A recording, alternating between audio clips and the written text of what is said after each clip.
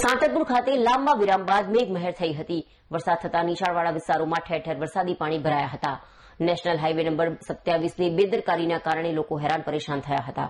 ત્યારે નેશનલ હાઇવેની ગટર નાની હોવાના કારણે પાણીનો નિકાલ ન થતા સમગ્ર ગંદુ પાણી જાહેર માર્ગો પર રેલાતા વાહન ચાલકોને હાલાકીનો સામનો કરવાની ફરજ પડી હતી।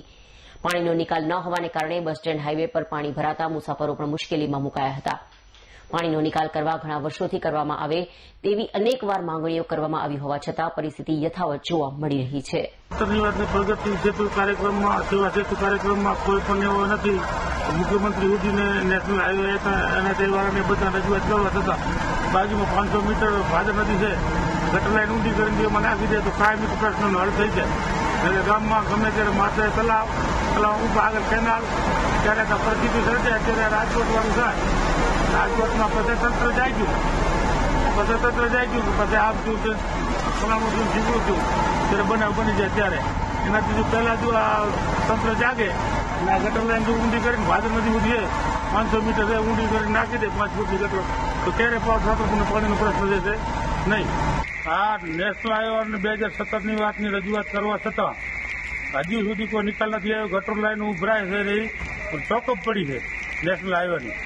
વારંવાર રજૂઆત કરવા છતાં પાલનપુર સુધી અંજારિયાની જે ઓફિસ છે અહીંયા કલેક્ટર સાહેબને, તાલુકા પંચાયત, ગ્રામ પંચાયતમાંથી ઠેરાવ, જ્યાં રજૂઆત કરવા જેવી હોય અહીંયા ધારાસભ્યશ્રીને બધાને રજૂઆત કરવા છતાં કોઈ પાણીનો નિકાલ આવ્યો નથી। માજી તાલુકા પંચાયત હતા ભગતભાઈ પ્રમુખ સાહેબ, એને પણ અમારા ભેગી ખૂબ મહેનત કરી, હજી સુધી આ ગટર લાઈનનો નિકાલ આવ્યો નથી સાંતલપુરનો। તો સાંતલપુરથી નજીક જ ભાદર નદી છે, 400 મીટર ખોદી અને ઊંડી ગટર કરી નાખે તો સાંતલપુરની અંદર આ સ્કૂલે જવાનો રસ્તો છે, નિશાળે જવાનો। છોકરાને અત્યારે છોકરું નાનું મોટું હોય તો ડૂબી જાય એમ છે, 7 થી 8 વર્ષનું છોકરું નીકળે ડૂબી જાય એમ છે। અને માથે પેલા ગામ તલાવ છે, ગામ તલાવ માથે કેનાલ છે, ક્યારેક કેનાલ ને ગામ તલાવ પરિસ્થિતિ સર્જાય તો પૂર જેવી પરિસ્થિતિ સર્જાય, ગામમાં જાનહાની બહુ થાય, નાના માણસોને મકાન બેસી જાય। અને આવીને આવી પ્રશ્ન સાંતલપુર ભારતમાલા રોડ અને નર્મદા કેનાલ એના વચ્ચે 400 એકર જમીન ખેડૂતની આવી ગયેલ છે, વર્ષોથી વરસાદ થાય ડૂબી જાય, એમાં ક્યાંય પાણીનો નિકાલ નથી।